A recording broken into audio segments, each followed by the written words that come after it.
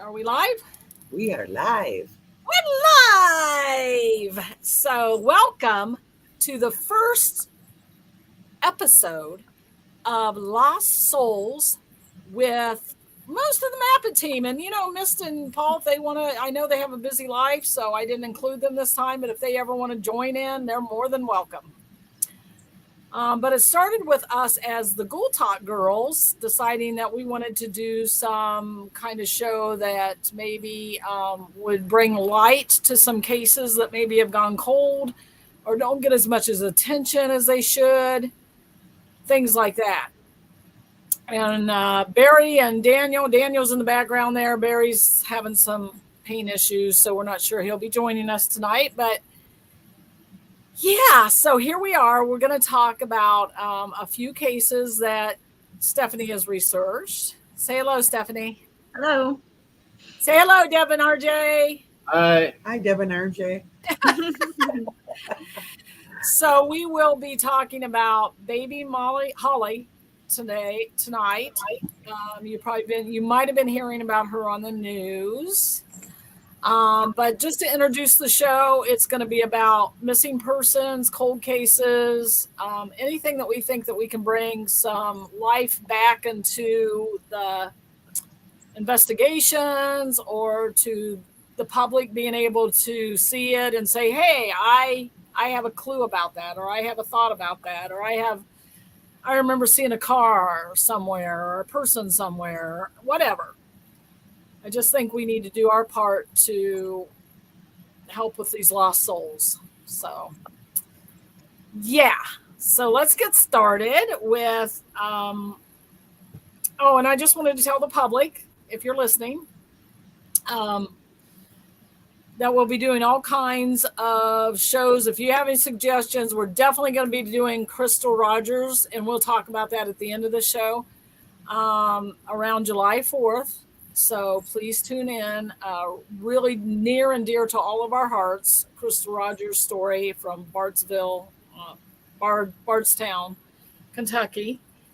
And just excited about doing that. But we're going to do Ghoul Talk 1 month on most parts, and then Lost Souls on the next month. And maybe we'll increase that as winter sets in and we have more time on our hands, things like that. But we thought this was a good start doing bi-monthly for now.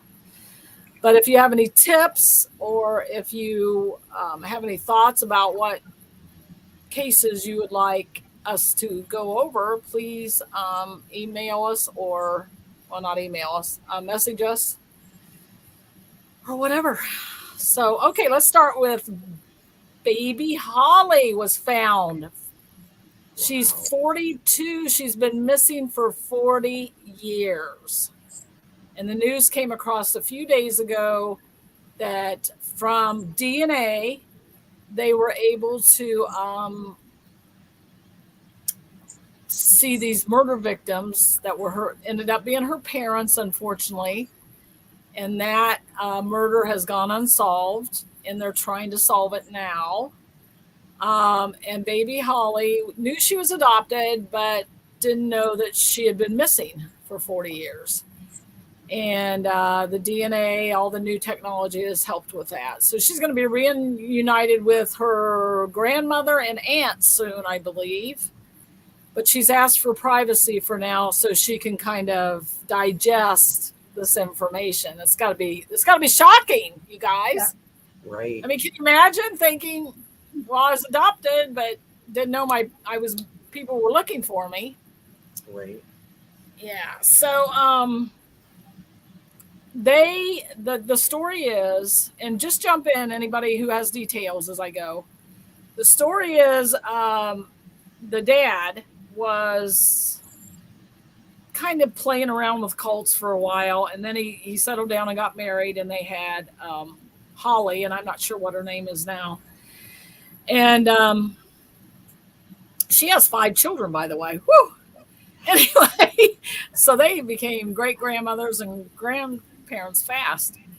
But they got with this cult, Christ Family Cult, The name of the leader was Lightning Amen.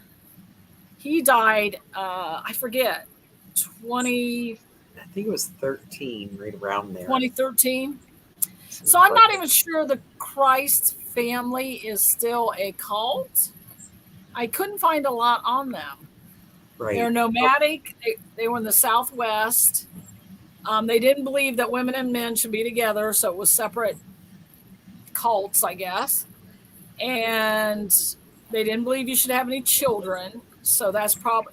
So my question is, did the parents give up Holly first because the cult didn't believe they should have children because they took them to a church, left her there, or were they murdered and then the cult gave the child up? I'm really confused about that part. I don't think anybody really knows. Yeah. Yeah, And nothing clear in the case. Right.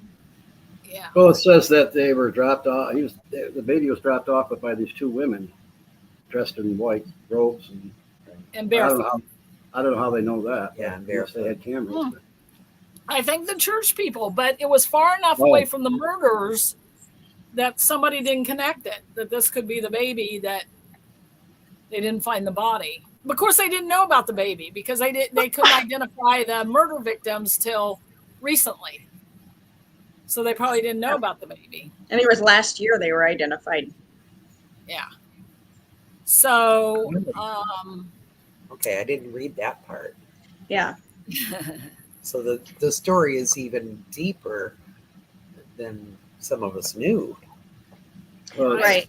It sounds like they might have had the baby in their possession for a while, decided to drop it off. yeah, because the cult believed you shouldn't have children or shouldn't be responsible for children while you're in the cult. Now that there was some women that took the car back to the grandmother, and sold it back to her for $1,000, and she said, "I'm not paying you anything until you let me speak to my son." And they said he's given up all that. He doesn't want to. He doesn't have family in his eyes. He doesn't want to speak to you. So I guess they went ahead and took the car. Now, why they wouldn't have brought the baby to them is mind-boggling to me. I would think if they're maybe gonna- money. What's Yeah. that? Maybe they could get more money by adopting it. Or, I don't know. They dropped it off They the dropped church. it off. Yeah, So we don't know. They said that the parents who adopted her had nothing to do with this. There's no connection. They must have got adopted through the church there or foster care or whatever. I'm sure once the church got the baby, they must have had to turn it over to social services. So Right. however that works. Well, they could have been afraid if they dropped it off with the grandmother that she would have had an investigation going on. That is Right. very true. They would have That's a good known. point. Mhm. Yeah. Yeah. So, were any of you able to see if Christ Church even exists still? I know it was a think I Christ read- Church. I think I read that they disbanded in the 80s. Okay. So I don't Yeah, think they they have were around for a long time. Doing all this research, I can't believe how many people think they're Jesus Christ. There is so many people that think they're Jesus Christ. It's just amazing to me. Right. And then to say you have to give up your baby, I mean, everything is just so against love and religion. You know what I mean? Like, Right. it sounds like it's about the almighty dollar, to be honest. Yeah. So, any thoughts on this case? Do you guys think that the cult murdered this couple, or do you think the couple left and was murdered some other way? Or what's your thoughts? I think that the cult seems most likely. I mean, if they had the baby and they took her and dropped her off, and then they had the car, it just seems likely that there was something, whether it was planned to murder them from the beginning or whether it was something went wrong. It just seems most likely that that's what happened. Yeah. I can't understand. I can't wrap it around my head. If they wanted to leave, they wouldn't just let them leave. I don't Well, a lot of cults don't let their members leave. That's why they're cults. Right, That's right. a true point. And, as parents, and we all are, you'd have to think that they were fighting to keep their baby. Right. And it's why they got killed. But, there's so many unanswered questions at this point. Yeah, I'm still confused about the timeline. Maybe you guys could help me. Murder or a baby was dropped off. When was the car brought back? Was that before the baby? Was that after the baby was taken to the church? So what I read was around late December of 1980 or early January of 1981 is when they received the call about the car from this Sister Susan in the Okay. cult. So they must have had the baby at that time, or I mean, they must have had the baby, whether they dropped her off before then or not. I don't think they would have held on to her for any reason if their beliefs were that you didn't have children. I mean, if they're willing to take this baby away from its parents, then I don't think they want to then hang on to it. And Right. that's just one more one more thing where if they got caught, that's just one more thing to be charged with. Yeah. So my thing is this. Now, the women have to be separated from the men. Most likely, they didn't have people join their cult that were married, but this couple was. Mm-hmm. Right. They might have had a hard time being separate, and that gave them a rough time. Yeah. But I know other cults. They picked out single people. Yeah, but the other cults, if you're Jeff, whatever his name is, he would tell them they couldn't be married anymore, and he would take the woman as his wife or the daughters. So they do sometimes, but the top guy gets to say if you stay married or if you Right. don't. So I guess it's possible, but it's very strange to me because what do you guys feel like are these vulnerable people? It has to be that are able to be sucked into these cults. But even like Jenny Thompson, the Supreme Court wife, Clarence's wife, she was in a cult at one time. And then she worked a lot of against people cults. don't realize that they're in a cult. And that's right. The brainwashing is so in depth that they don't realize that they are in a cult, or the cult masquerades as a religion. And so the people that are joining it are looking for religion. And by the time they've been brainwashed, they don't realize that they are in a cult. So Right. I think it's a lot of people looking for something, and they might not even know what they're looking for in life. And they just happen to get preyed upon before they can find something substantial. Yeah. Right. Right. Yeah. I, at one time in my early 20s, I was in a laundromat in Kalkaska, Michigan. And I can't remember the name of the cult now, but they were in the area. And two of them were in there doing laundry and just started talking to me about, their family and, people can come there and live there and we all work together and make things work. And they made it sound so wonderful. Yeah, amazing. Yeah. It was like a commune. They didn't talk religion. And, it would be tempting. It really would. Yeah. A lot of people. The most I can imagine it being is we were involved in something once where we were helping someone, and it was a Native American theme, but this person really wanted to take over our lives and kind of take over our finances and have us under their thumb. And I realized it really quickly. And I was like, we're out of here. I'm done.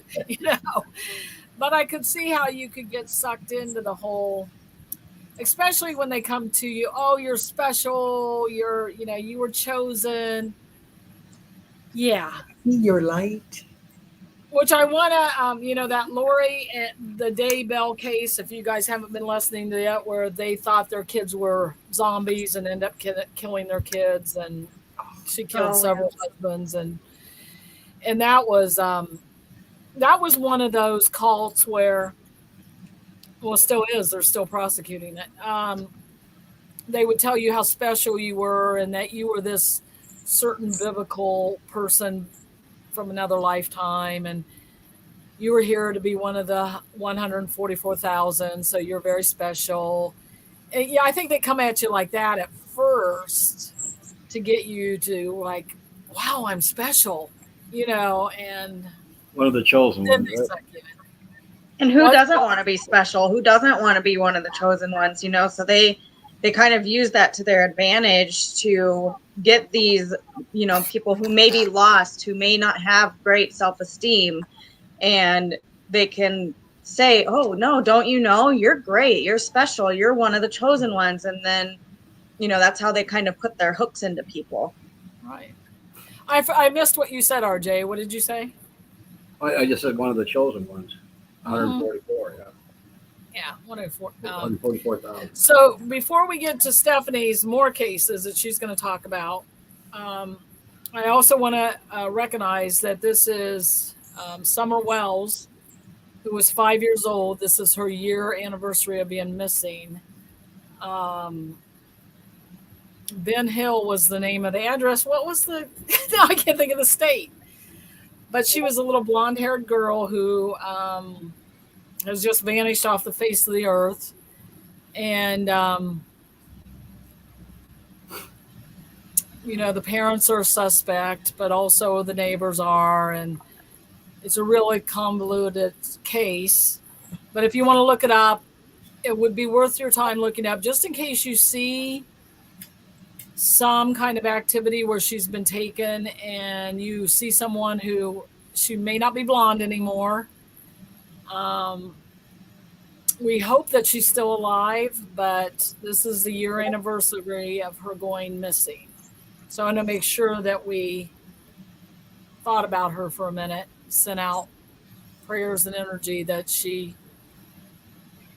if she is alive, that she's being taken care of and not abused, right, and things like that. So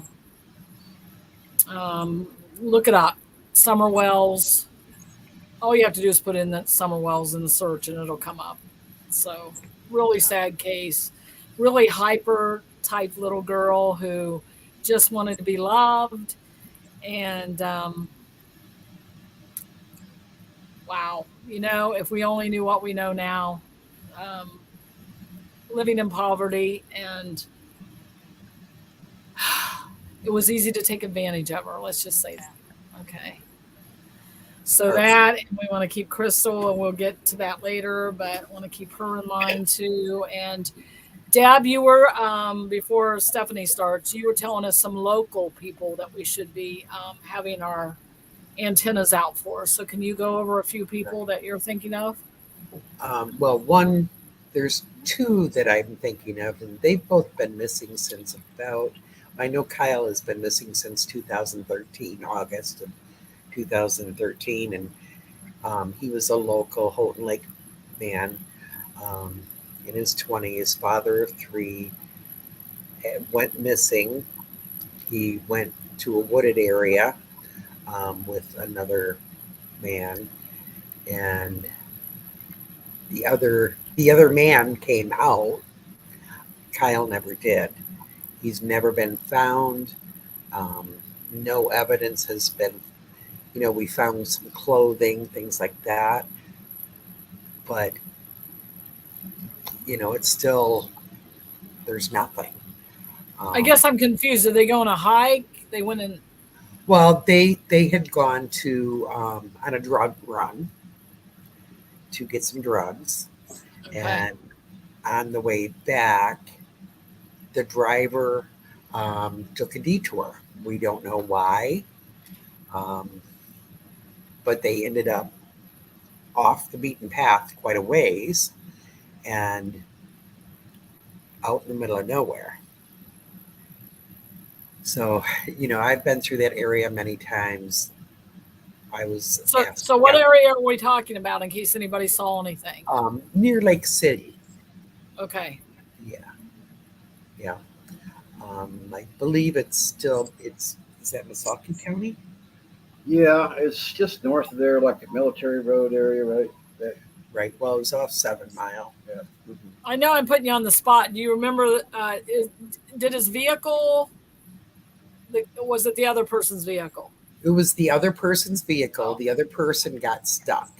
The other person actually called Kyle. He was visiting family here in Houghton Lake with his girlfriend and the kids and everything. And the person called and said, I can get you this stuff. Kyle had been clean, had been in a lot of trouble, but was getting clean, getting his life together.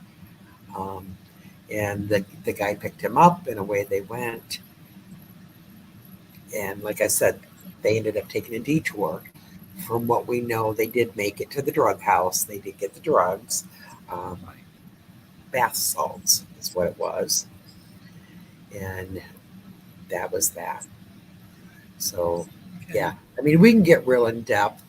I was on the case for a while, and it's heartbreaking. Yeah, we should do a whole show about it. Yeah, yeah. And there's so many. I mean, literally thousands and thousands and thousands of missing persons that have never been found. No. And this isn't your first rodeo. You've done shows about missing persons before, correct?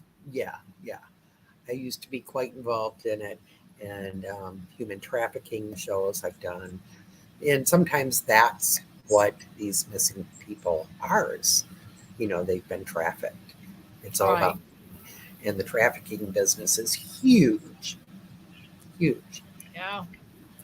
So, yeah, there's literally thousands.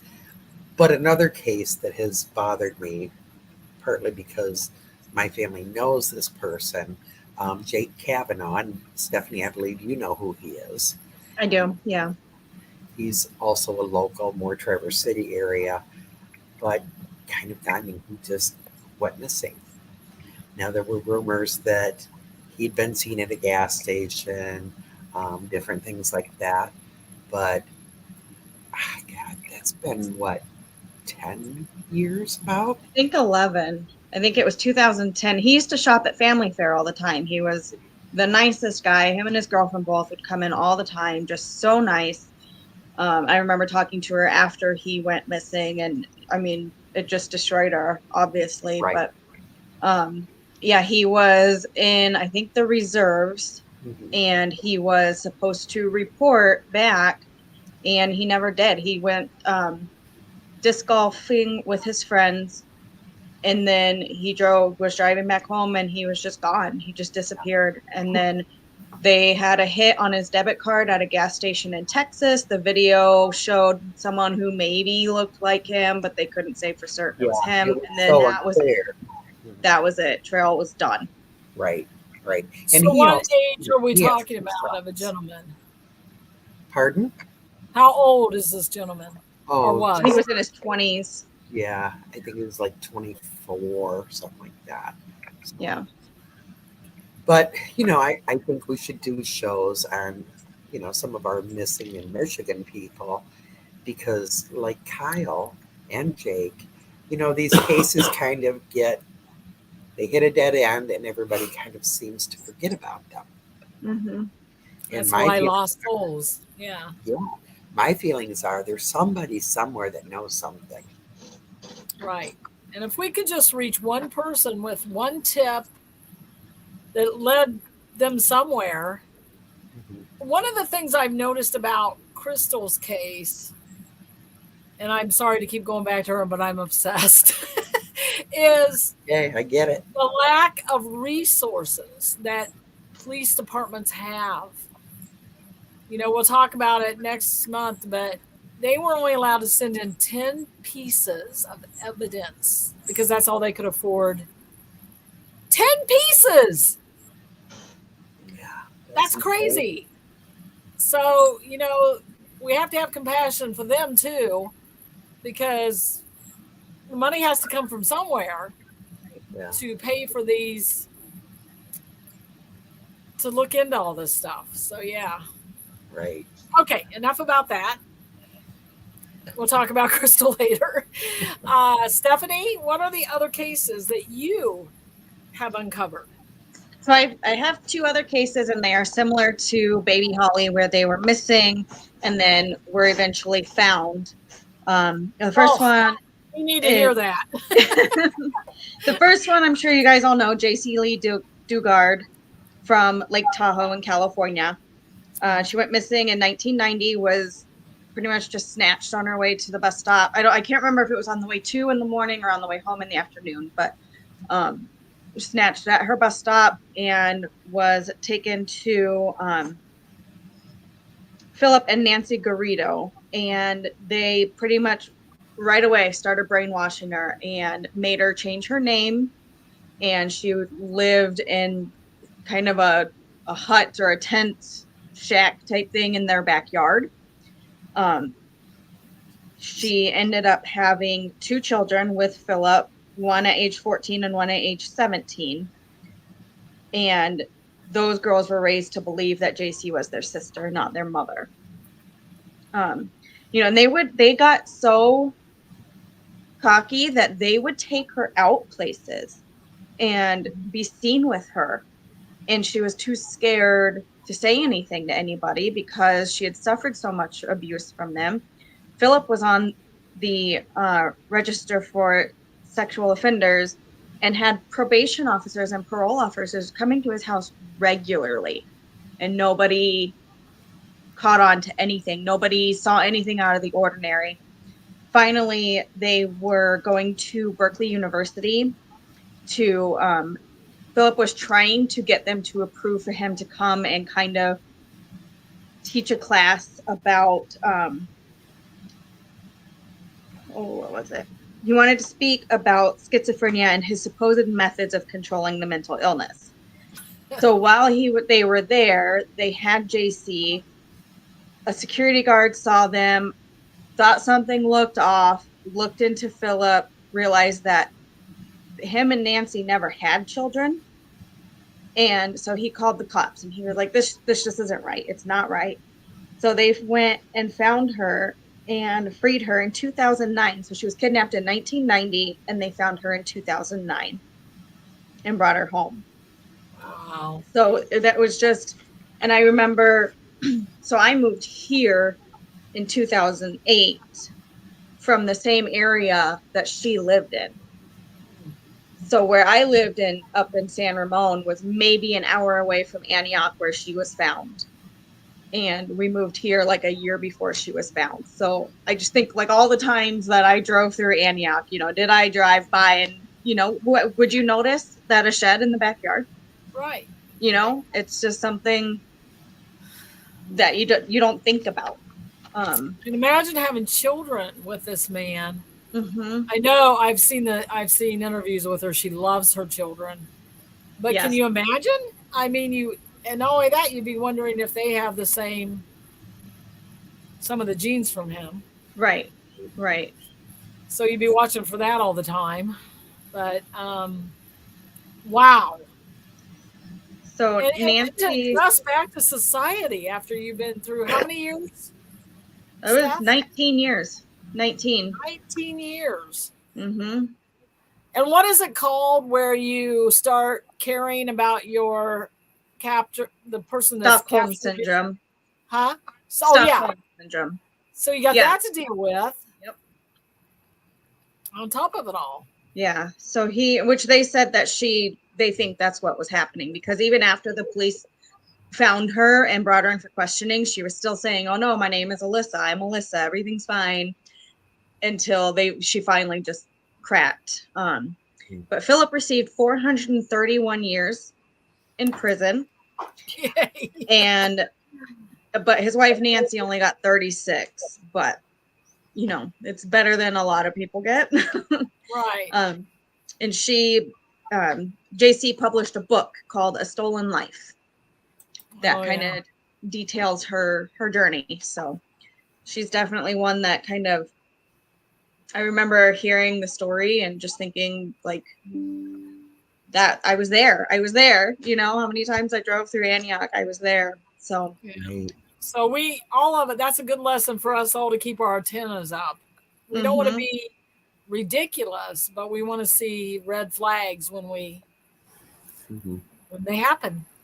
and trust your gut. If you have a gut feeling, go with it, because you don't know what's going to happen. And if you're wrong, you're wrong. And then you say, sorry, you know, whatever. But if trust your gut, you know. It never hurts to make that phone call. Right. And, you know, with being involved in the missing, working with the missing and human trafficking, I can say that they're everywhere. You know, people that live in places like this think, oh, that doesn't happen here. It does. It happens everywhere. And it's not only babies and little kids, it's adults as well. Teens, many, I mean, thousands of teens. Men and women. Oh, yeah. It doesn't, gender has nothing to do with it. Right. But oftentimes, like you were saying, Beth, the victim gets put someplace and they're out working, or they're, you know, hustling, or whatever the circumstances are. And people don't even notice. Right. There's so many red flags. You know, look at those 3 girls that were kept captive in Cleveland, Ohio, in that house, and there was houses right next. Oh yeah, you to don't them, know. But you know, they were chained and everything. Yeah, but the one girl ended up having a baby with him, and the little girl had more freedom than anybody else. I really think that's how they ended up escaping. But it can happen right under your nose. It can happen. And it does. Yeah. We don't even notice. These people are so professional. I mean, not professional. Some of them are like, you look at them and you swear they're, you know, right, very scum. But one thing that I think is really, really, really important is never, ever step into a situation. If you think something is going on, always call the police. Never put yourself in the middle of a situation, because it's, number one, you're not only risking your life, and you're also risking the life of the victim. And I think another lesson is, even though you might think those people are wonderful for being at the vigil, they might be the whatever. Oh yeah. Any might place be the ones guilty because they want to see what's going on, or know what the information is, or take another person. Yeah. So I hate to say it, but be suspicious of everyone. So absolutely. Yeah, I read where about 500,000 children come up missing every year, and 94% of them are found. But that means there's 25 to 27,000 that are never found. Right. Yeah, I imagine a lot of them are like one parent takes the child that wasn't supposed to take the child, or there's still a lot of people. Or grandma takes it because she doesn't. Just in the United States. Yeah, and even if it was only 1%, it's too many. Yeah, and don't get me started on the whole Native American thing, because that's a whole nother subject we'll do another night. But yeah. All right. Well, who's the next one, Stephanie? All right. The next one is another really well-known one. Elizabeth Smart from Utah. She was taken from her home in 2002, June of 2002, by a man who was a homeless man who had been begging for money. So her mom said, hey, I need my roof fixed. Why don't you come work and I will get you some money, some food, whatever. And he woke her up in the early morning hours with a knife to her throat and ordered her out of bed. Her younger sister, she shared a room with her younger sister, and her younger sister also woke up but pretended to still be asleep because, I mean, obviously she was scared. And then once they left, she went to the parents' bedrooms to wake them up. And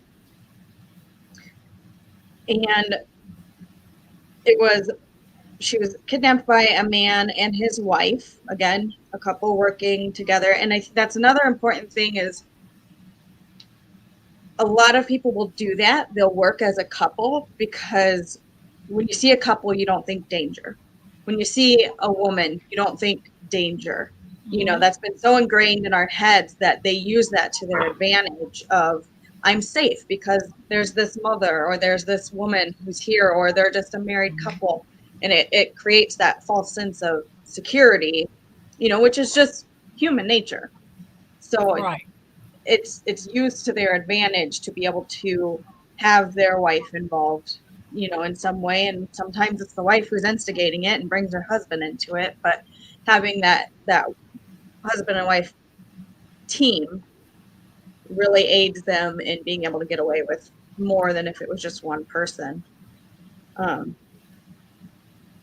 So they also tried to kidnap Elizabeth's cousin, her 15-year-old cousin, the following month in July. And then starting in September, they went down to San Diego, and they were in the San Diego area for a few months. And actually Lakeside, my grandma lived in the apartments right across the street from the lake, and there was a convenience store right next to the apartments, and he would go in there every day and buy alcohol. And the wife and Elizabeth were always in like full robes where you could only see their eyes. They never spoke. They were never, even if you spoke to them, they never spoke. You know, very, very covered, so you couldn't see their faces. But, you know, they stayed around the San Diego area for a few months, just kind of moving to different homeless camps. And at that time, he also tried to kidnap other young girls in the area. And then in October of 2002, so about 4 months later, the sister is going through a book of the Guinness Book of World Records. And upon coming to a page of a muscular woman, she has this flashback of the homeless handyman who helped fix the roof, and his voice was identical to the one that ordered her sister out of their room when she was kidnapped. So she was able to make that connection to this guy that fixed our roof was the guy that kidnapped our sister. Why the muscular woman triggered that memory, who knows? But she was able to make that connection for her parents to take to the police.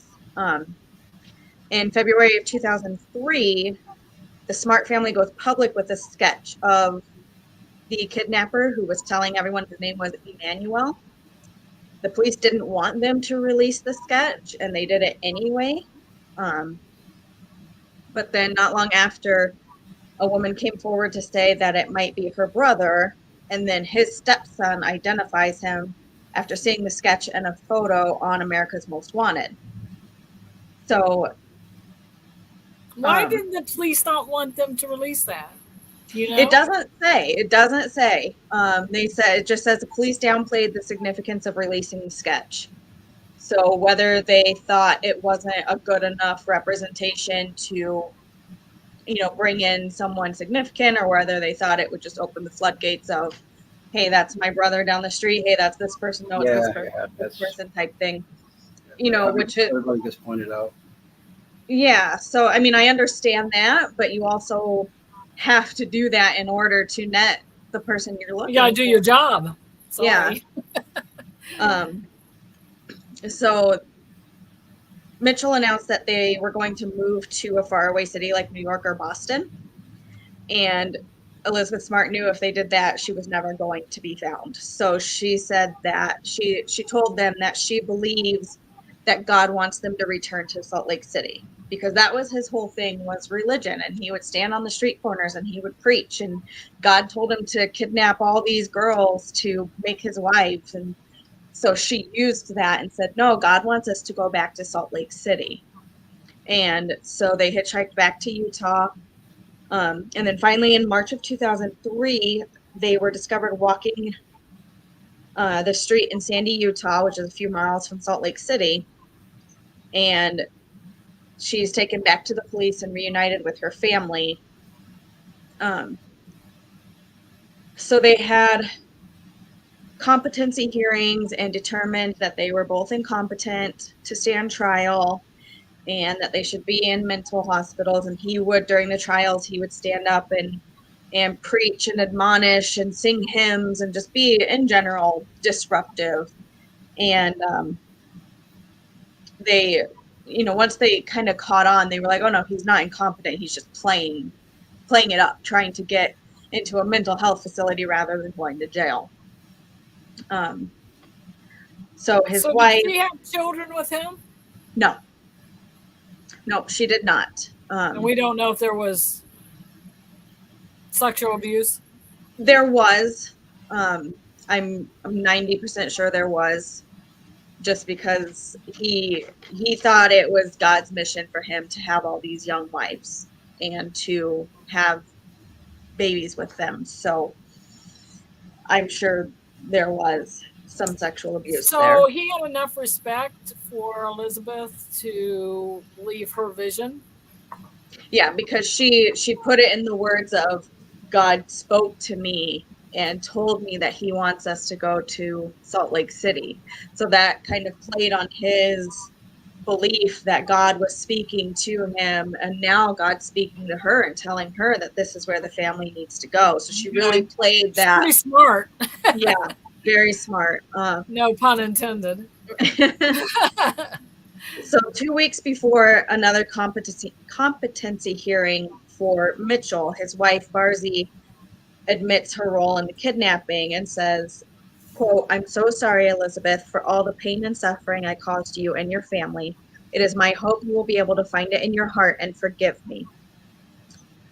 So the wife, Barzy, gets sentenced to 15 years in federal prison for kidnapping and sexual assault, and 1 to 15 years in the Utah State Prison for the attempted kidnapping of Smart's cousin. And those will run concurrently. Again, how many years was she gone? She wasn't gone a full year. She was gone from June of 2002 to March of 2003. So about 9 months. So I guess that brings us to the subject, Stephanie, of what are they suggesting is the best way to survive if you are ever taken? Is it to make your person feel like they're safe and you're not going to leave and you believe in them? Or I think in general, yeah, they tell you not to kind of rock the boat or whatever. Go along with what they say, obviously, because if you fight back, you're going to be in even more danger. And try to make them realize that you are a human. So try to connect with them on an emotional level, and they'll be less likely to, end up killing you or whatever. But that's kind of the biggest recommendation, is to connect with them on a emotional level, so that you're a human to them and not an object. Right.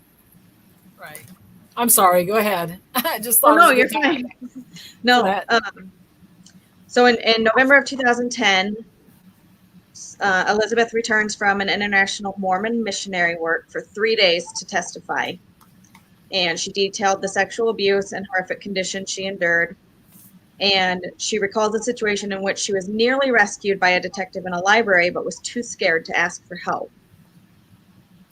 And in May of 2011, she launched the Elizabeth Smart Foundation to combat sexual violence, and confronted her abductor shortly before he received a life sentence and said, quote, I know that you know what you did was wrong. You took away 9 months of my life that can never be returned, but in this life or next, you will have to be held responsible for those actions, and I hope you are ready when that time comes. So interesting enough, she didn't reject religion because you said she was on a missionary trip. Nope, she embraced it even more. She is married now with children, and her husband do missions a lot and really work in church a lot to help out, and she helps out with her foundation, and she really used that to kind of strengthen herself to I mean, she'll never get over it, but strengthened herself to keep going. Right. Imagine how hard it is to just keep going after that. Right. Yeah, it would be, but boy, she's really one of the lucky ones. Right. Definitely. Yep.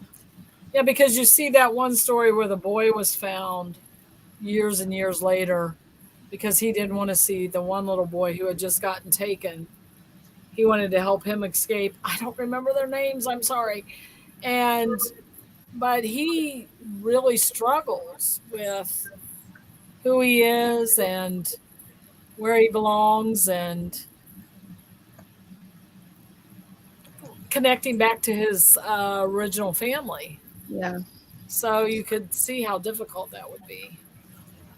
Yeah, it's unimaginable what they go through and how that just breaks them mentally. And then once they're broken, then their captors can rebuild them to be whatever they want them to be.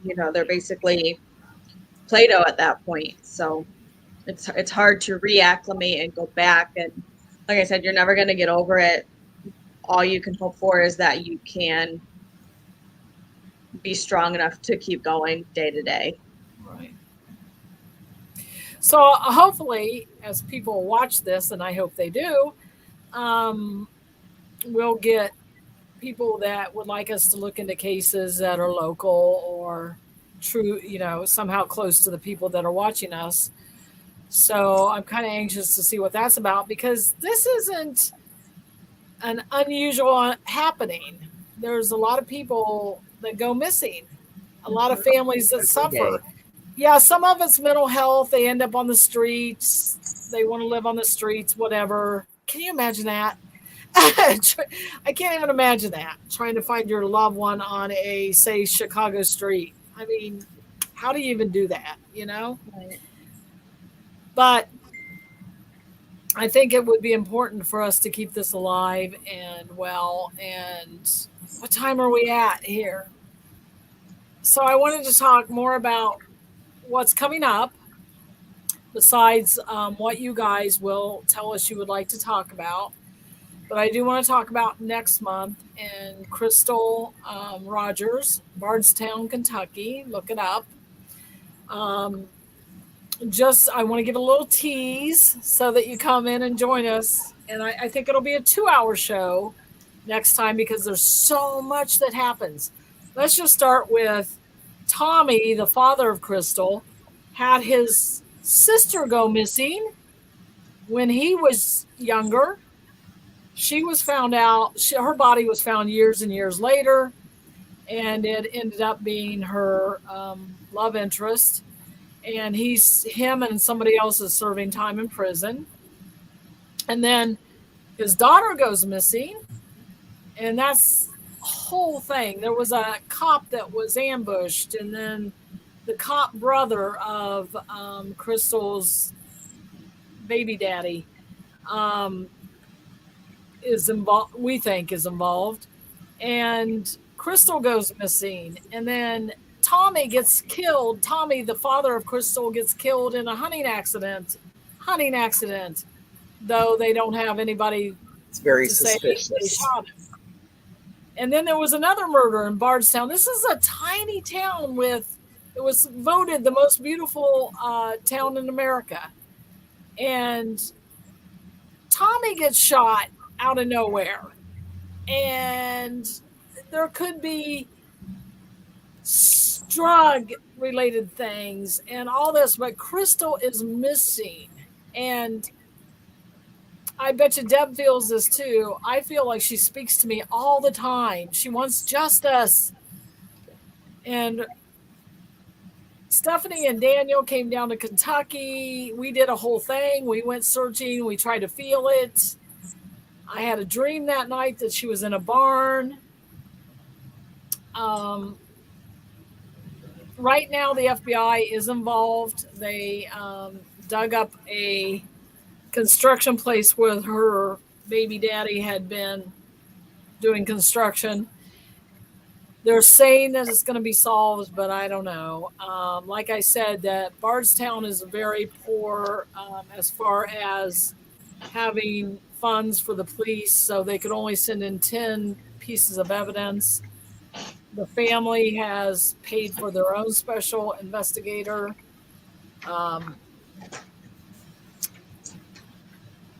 can't even explain why, but I need to help with this case.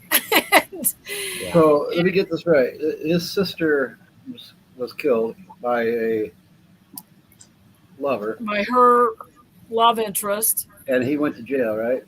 He's in jail, plus the person that helped him. But this Right, is, so- I don't think they found her body for 10 years.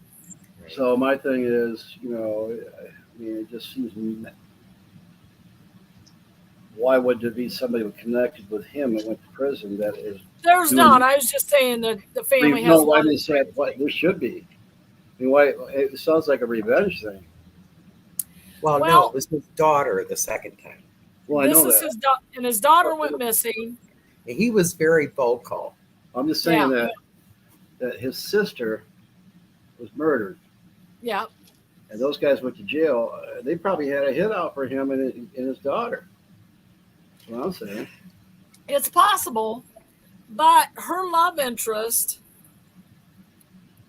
Brock, I can say his name, and Brock's, it's so complicated. Brock's brother is Nick, who was a police officer. Before Crystal died, or went missing, Nick's partner, he's a police officer, his partner was ambushed and killed. And his partner was to do with drug trafficking. He had a drug dog and all that. And then when Crystal was ready to leave Brock because they weren't getting along, Brock, I don't know. Brock, I believe. We wonder if she didn't say, I'm going to tell what I know. And she ends up missing. Tommy, her dad, was so obsessed with finding her that he had files and files of information, and he was getting really close to breaking the case. And all of a sudden, he's killed in a hunting accident, which the hunter that shot him was never found.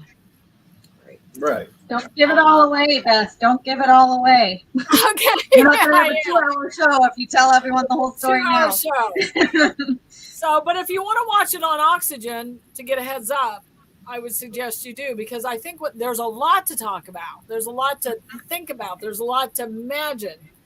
Then there was a teacher and her daughter murdered in the same small town. There's 4 unsolved murder cases, if we consider Crystal a murder, in this town. 4 unsolved in that, no, I can't even say Prudenville. Yeah, maybe in Prudenville, size of a town, in the last 4 years. None of it makes sense. And maybe at some point we can even get a family member to come on the show and talk about it. Right. I would hope so. I haven't connected with the mother because she's the one now having to head. She's lost her husband. She's lost Crystal. And I think a lot of psychics have contacted her, so she's a little hesitant. And that's not what we're about. That's not what we're trying to see, but I'm afraid she'll feel that. But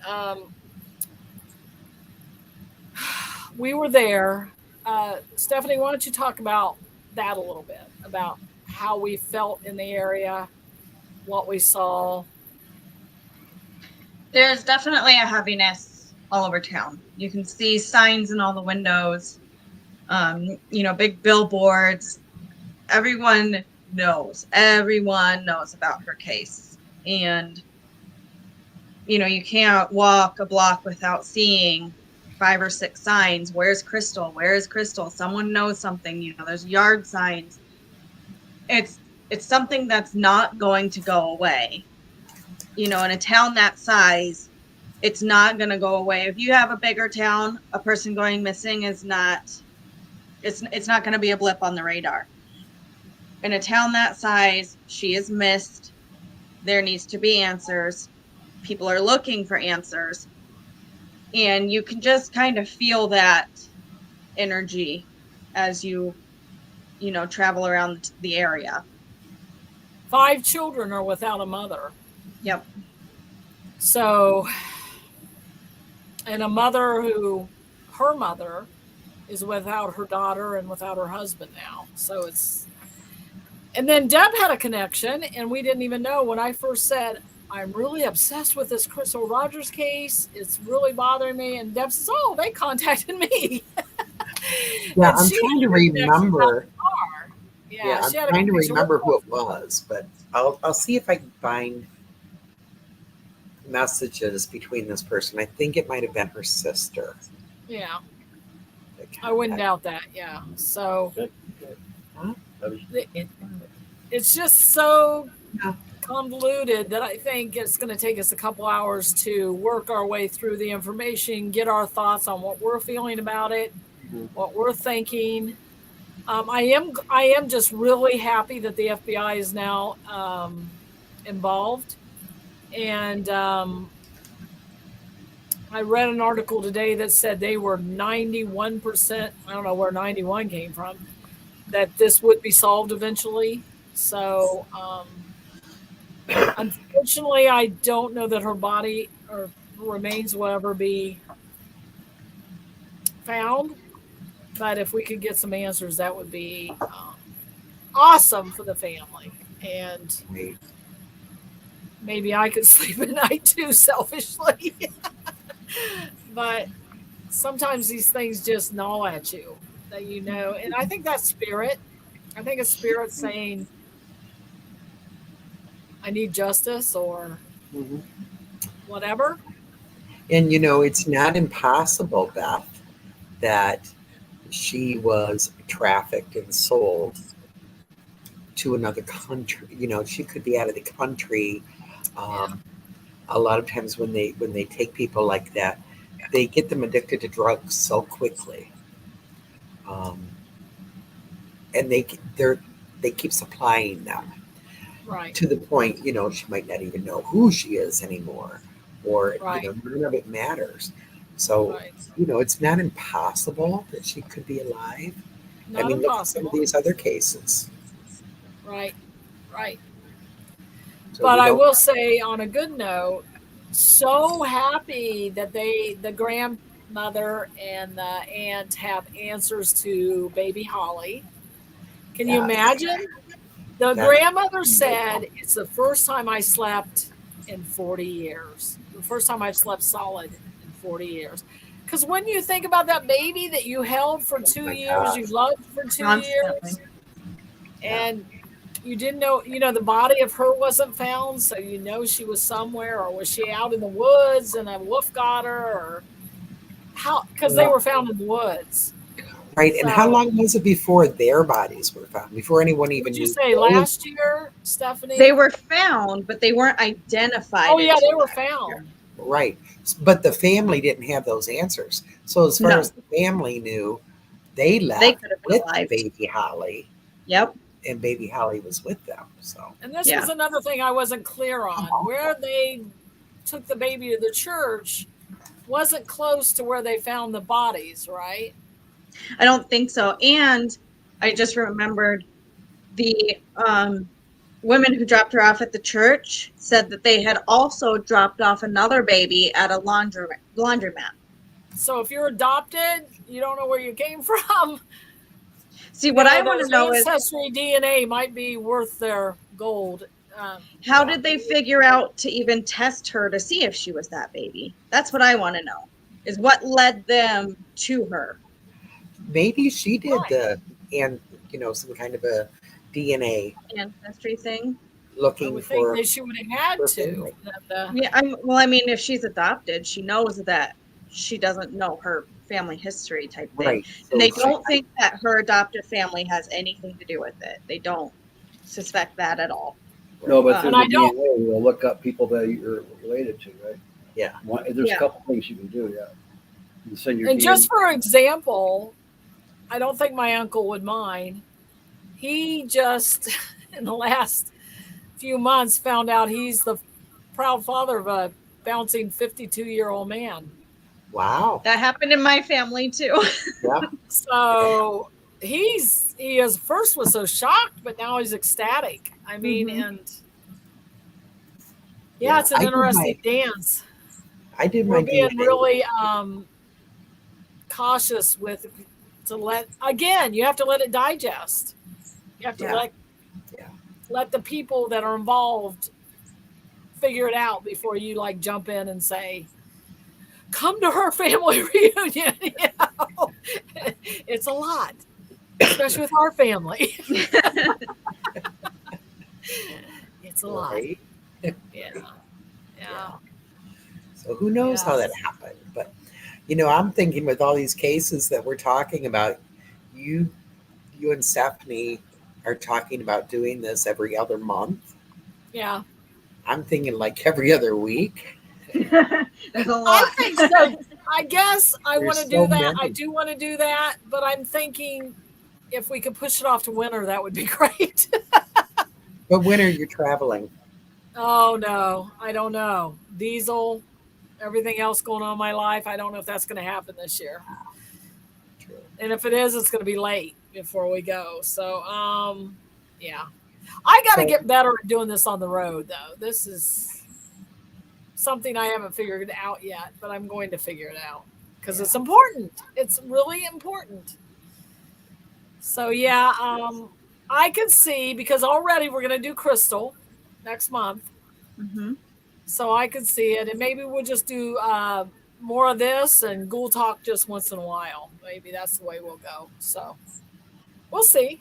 What's wonderful, and I really am thankful to Deb for turning us on to StreamYard, is that you can just pop on. You can just like set up the show and go on anytime. So if something comes up, we can do that.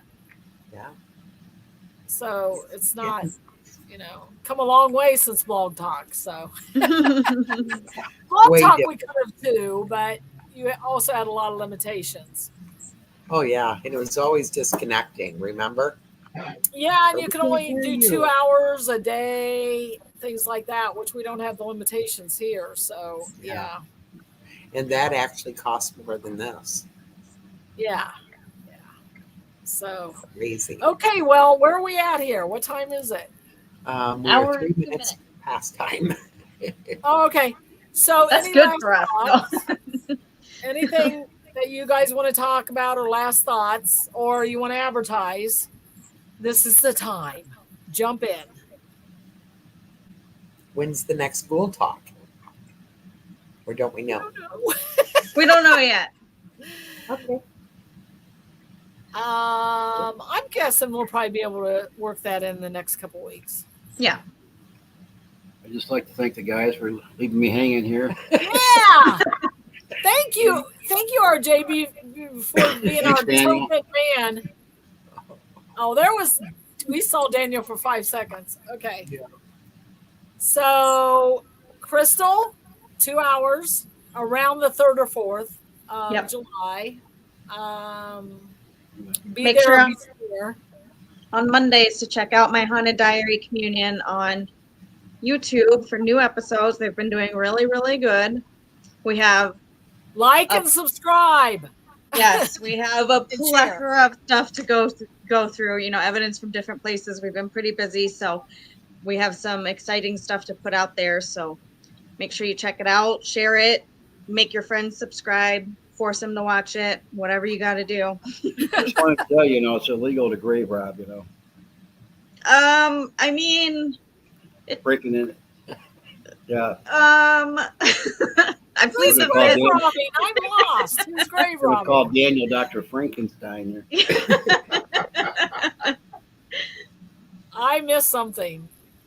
Well, they were checking out this, I don't know what it was, building in the cemetery, and Daniel says, "Open it up."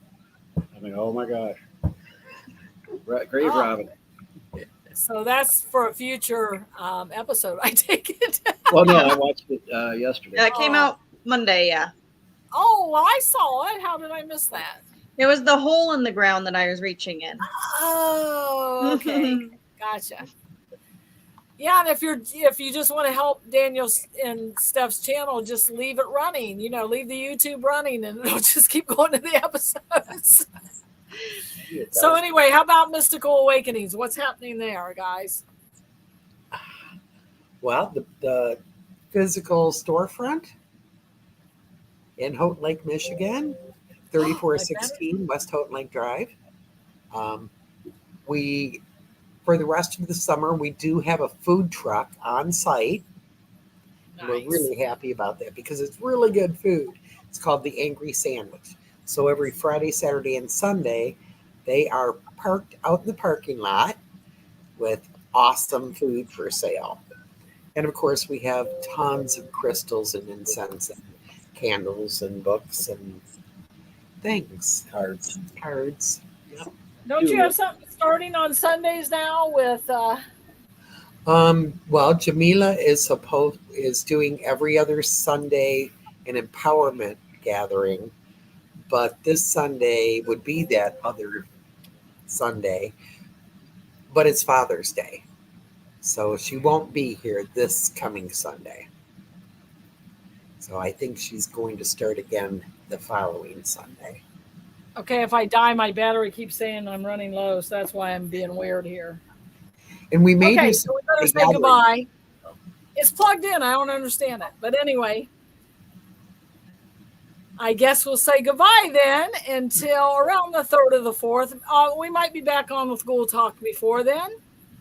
So just watch on your Facebook page or whatever. And we didn't even get into that. We went Bigfoot hunting lately. But I we'll know. get on That's a whole nother show. That's a whole nother show. We have lots. All right. Well, we love you guys, and we'll see you soon. Bye. And remember, keep your antennas up for any red flags of people that are lost souls. Yep. Good night. Night. Night. In broadcast.